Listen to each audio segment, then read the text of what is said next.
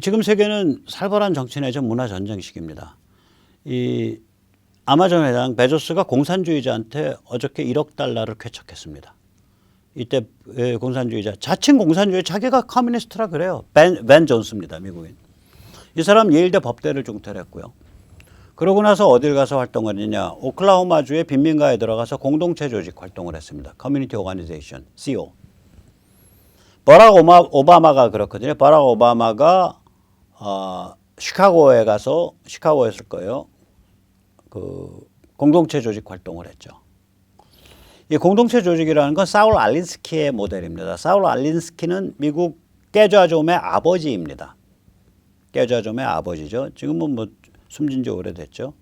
사울 알린스키는 혁명이 없는 시대에서 흑인이나 빈민이 몰려 사는 지역 조직을 만들어서 진지전을 해야 된다라는 이론을 편 겁니다. 그래서 아까 말씀드린 공동체 조직, 커뮤니티 오가니제이션이란 개념을 정립한 사람이 사울 알린스키입니다. 사울 알린스키의 제자 중에서 가장 유명한 두 사람을 꼽으라 그러면 한 사람은 버락 오바마고요. 또 한 사람은 벤 존스입니다. 한 사람은 하버드, 버락 오바마는 하버드 옥스퍼드 나왔을 거예요. 그리고 벤 존스는 예일 법대 중퇴고요. 이때 이게 이제 그 행사장에서 1억 달러 주면서 둘이 이렇게 이렇게 포옹하는 듯한 어깨 두들기는 듯한 모습인데요. 이 자리에서 베조스가 뭐라고 말했냐. 숭고한 것을 바라보고 용기 있는 해법을 제시하고 문명을 존중하는 방식으로 행동하는 사람입니다. 자, 우리가 미국의 빅텍, 아마존, 구글, 트위터, 페이스북 뭐 이런 데들이 왜 이러는 거야? 이 자들은 제가 보기에는 두 가지 노림수예요. 하나는 뭐냐면 이제 5G 시대에 가면은 그렇게 진입을 하고 있죠. 이 인터넷 서비스, 인터넷 플랫폼 서비스죠. 플랫폼 서비스의 힘이 무지막지해집니다. 지금보다 더 강해집니다. 지금도 이미 황제급인데 이건 황제를 초월한 우주의 황제.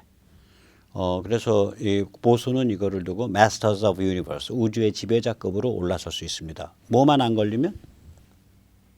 반독점만 안 걸리면.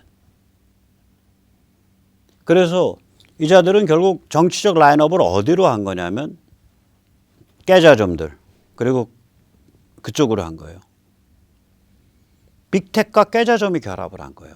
이게 그 사전 아니에요. 깨자점의 두목 아닙니까? 벤 존스는. 워크래프트의 두목이에요. 무시무시한 두목이에요. 사울 알린스키의 제자로서. 지금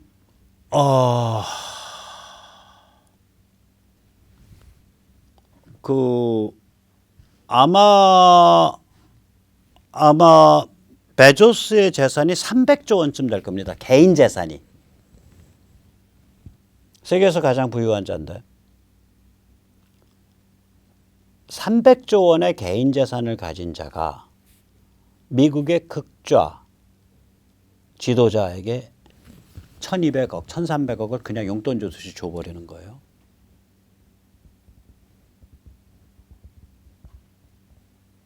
이게 뭔지 생각을 해보세요. 이건 우리로 치면 뭐랑 같으냐면 이재용 회장이 전교조 거물한테 1000억을 준 거랑 똑같아요. 개인한테. 공개적으로. 그러니까 이 자들은 이 글로벌리스트 카발, 글로벌리스트 흑막 세력인데 이게 그 맨 정점에 지금 빅텍이 서 있거든요. 그 다음에 그 거대 멀티내셔널들, 거대 다국적 기업들 중에 일부. 이 자들은 깨자점과 결합을 한 거예요. 그래서 주권국가, 서방과 미국의 주권국가를 약화시키겠다라고 작정을 한 거예요. 주권국가 강화되면 반독점으로 맞으니까. 그리고 주권국가가 강화되면 자기들의 글로벌 지배력이 약화되니까. 그게 명확하게 드러나고 있는 거예요. 이 그림 한 장으로. 자, 이런 일이 진행하고 있는데 잠재적으로 무지막지한 변화가 몰아치게 되어 있는 한반도의 대통령을 지금 뽑는 상황이에요. 우리가 지금 상황이 한 게. 그러니까 우리가 어디에 지금 함부로 줄 서면 안 됩니다. 어디에 봐도 정당을 봐도 정치인을 봐도 후보를 봐도 조중동을 봐도 아, 저긴 지도자급이야. 지도를 해서 믿을 수 있어라는 사람이 없어요. 최재형 씨도 증명을 하세요, 제발. 중국에 대해서 발언하고요. 글로벌리스트 발언하고요. 그 신앙심 깊은 기독인들이 글로벌리스트들에 대해서 하는 얘기가 있잖아요. 발언하시라고. 그럼 믿어드릴게. 그리고 거기에 맞춰서 행동하시라고. 거기에 맞춰서 홍석현이 까고요. 홍석현과 아삼육 관계는 박형준이 까고요. 박형준과 아삼육 관계에 있는 정의와 까라고요.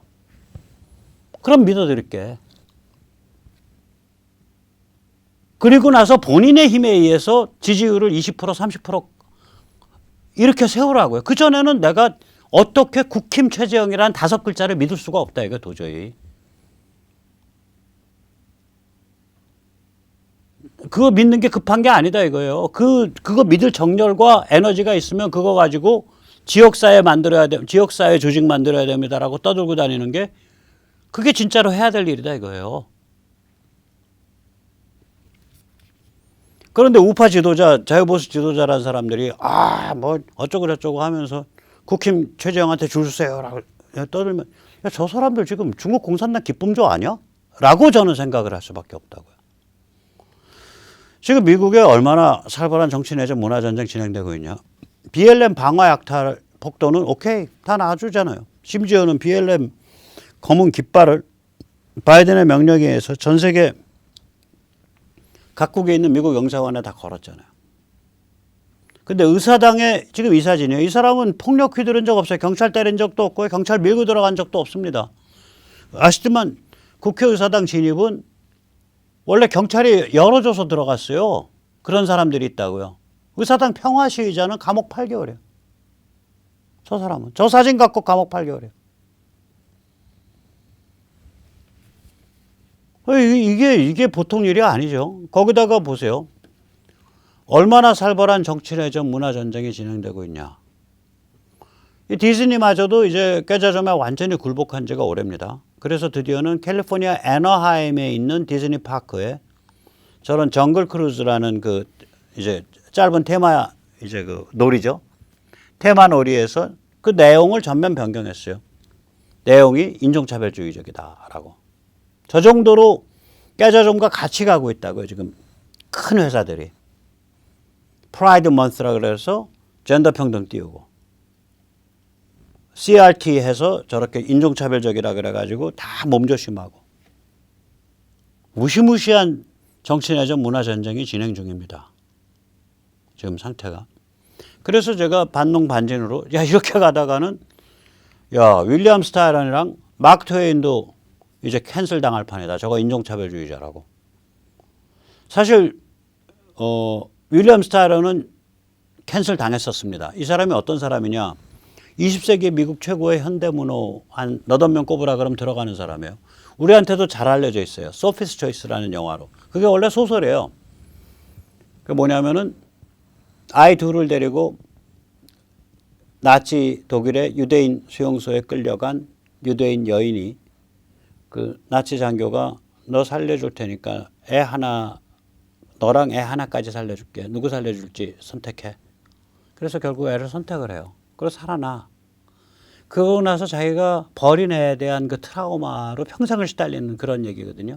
소피라는 여인의 선택. 그래서 소피스 초이스예요. 저 양반이 이제 1831년인가에 버지니아에서 일어났던 1831년이면 남북전쟁 일어나기 30년 전이죠. 버지니아에서 일어났던 아주 잔혹한 흑인 반란, 넷터너의 반란을 다룬 책을 썼어요. 그 책은 Confessions of Nat Turner, 넷 터너의 고백이라는 책입니다. 이제 책은 어떻게 시작되냐면 사형을 기다리고 있는 넷 터너의 회상으로 책이 펼쳐져요. 근데 그게 굉장히 잔혹한 농민 반란이었어요. 그러니까 다 때려 죽이고 막 백인들 학살하고 막 그런 아주 잔혹한 농민 반란이었어요. 노예 반란이었어요. 근데 거기 보면 이제 넷 터너가 자기 원래 그 노예 농장주의 딸과 정신적인 교감을 나누고 흠모의 정을 갖고 있었지만 반란이 일어난 다음에 그 농장을 습격해서 그 딸을 이제 그 몽둥이로 패서 죽이는 장면이 있어요. 처음에 저 책이 나왔을 때 저게 60 한 1, 2년경에 나왔을 거예요. 야, 드디어 윌리엄 스타이런이 우리 흑인들의 처지를 잘 밝히는 용감한 책을 썼도다라고 박수를 쳤었어요. 그러다가 흑인 인권운동이 이제 확 위로 뜨고 났더니 한 5, 6년 후에 그때 캔슬 당했어요. 저 책. 흑인 인권운동 한다는 자들이 뭐라 그러냐. 저거는 백인 인종차별주의자의 관점에서 본 흑인을 왜곡해서 표현한, 흑인 심리를 왜곡해서 표현한 작품입니다. 아니 어떻게 우리의 영웅 넷터너가 그 하잘것없는 흰 피부 색깔의 그 백인 노예 농장주의 딸과 그 어떤 흠모의 그런 정신적 유대를 가질 수 있습니까? 저거는 전형적인 백인 우월주의자의 작품입니다. 이러고서 흑인들이 취업했어요. 불과 5, 6년 전에 자기들 흑인들 잘 보여주는 하는 그거라고. 제가 장담합니다. 네터너의 고백 같은 책이요. 제대로 된 의미에서 미국 어떤 영문학과에서 저 책을 긍정적으로 평가하는 의미의 교재로 다루는데 단 한 군데도 없을 겁니다. 거의. 모르겠어요. 뭐 힐스데일 칼리지라든지 리버티 칼리지 같은 복음주의 기독교 대학교에는. 그때도 이미 백인 우월주의라고 공격을 받았는데 제가 읽어보면 전혀 아니에요. 굉장히 우울하고 굉장히 현실적인 책이에요. 저는 그런 공격이 있었다는 사정을 모르고 읽었거든요. 그러고 나서 저 책 읽고 소피스 초이스 읽고 나서 아 윌리엄 스타이런이 왜 늙어서 갑자기 우울증 빠진지 알겠다. 저 사람은 그 인간 영혼의 그 깊고 아픈 데를 그렇게 헤매고 다녀서 더듬어서 그걸 작품화해요. 평생. 그러니 우울증 안 빠지겠어요. 저 사람 60 넘어서 우울증 갑자기 와갖고요. 우울증이 원래 그렇게 빨리 중간에 그런 증상 없다가 늙어서 처음 그런 우울증 온 적 없어요. 그래서 자살 문턱까지 갔던 사람인데 그걸 또 기록으로 남겼죠. 그 어둠이 보인다.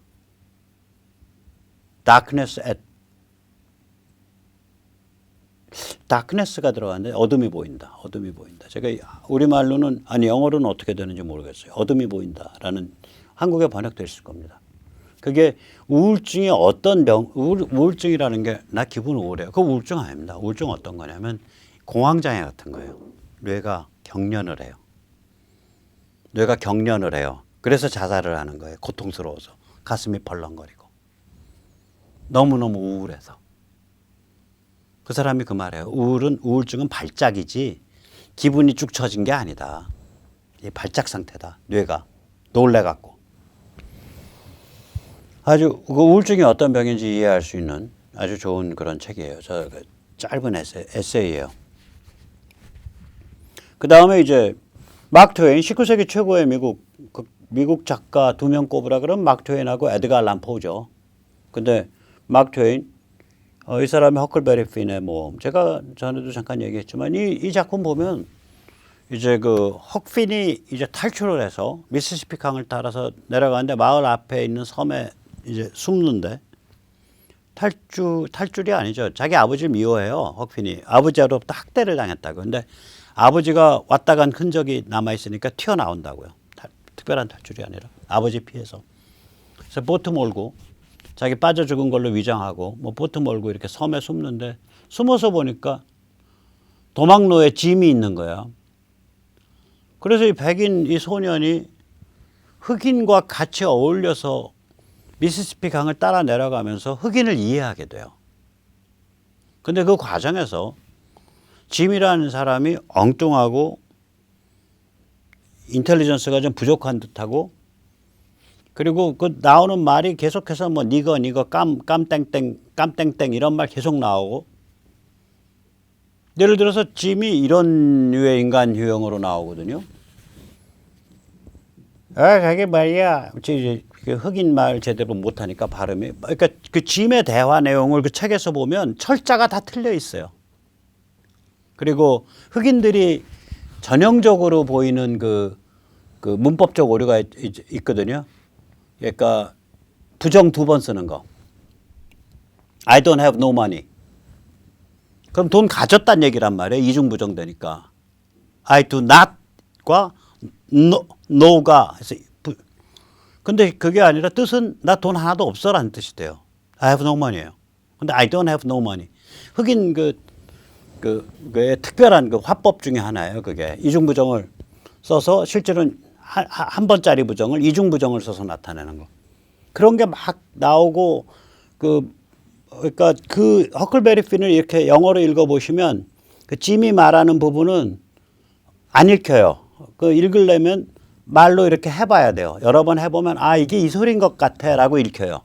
그러니까 이건 완전히 못 배우고 무식하고 생각이 떨어지고 이런 인물 같이 보여요. 짐이. 예를 들어 근데 그 가운데서 기막힌 통찰이 있어요. 예를 들어서 이런 거죠. 짐이 헉한테 말을 한단 말이에요. 야 솔로몬이 무슨 뭐 그거 말이에요. 솔로몬이 그 둘 갈라서 뭐 했다고 지혜라고 근데 그거 지혜 아니야. 그거 당연한 거예요. 그러니까 헉핀이 아니 왜 그래? 그러니까 짐이 하는 말이 있어요. 아니 생각을 해봐요. 마누라가 5만 명이었다며. 마누라가 5만이면 애가 5명씩만 낳아도 25만이야. 그 뒤에 궁전에 가면 여기 가도 백, 여기 가도 백, 여기 가도 백. 전부 발에 걸리는 게 다 애야. 그 중에 하나씩 골라가지고 반 가르는 거 일도 아니야.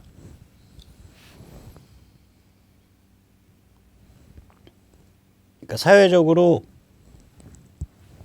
교육과 정보가 제한된 그런 삶을 세대에서 세대로 이어진 사람들의 특이한 직관적 사고방식. 그런데 그게 웃음을 자아내고 그 존재, 흑인이란 존재를 코믹한 존재로 만드는 그런 구절들이 군데군데 박혀 있어요. 이 허클베리 핀의 모험에 보면. 그럼 이건 인종차별책이다 해서 밟아버릴 거예요. 아마 제가 잘 모르는데 안 조사해 봤어요. 미국의 영문학 요새 논문 중에 헉핀의 모험, The Adventure of Huckleberry Finn에 나타난 백인 우월주의 혹은 인종차별, 레이시즘이라는 논문과 연구 주제가 아마 차고 넘칠 겁니다. 사실상 지금 캔슬당해 있을 거예요.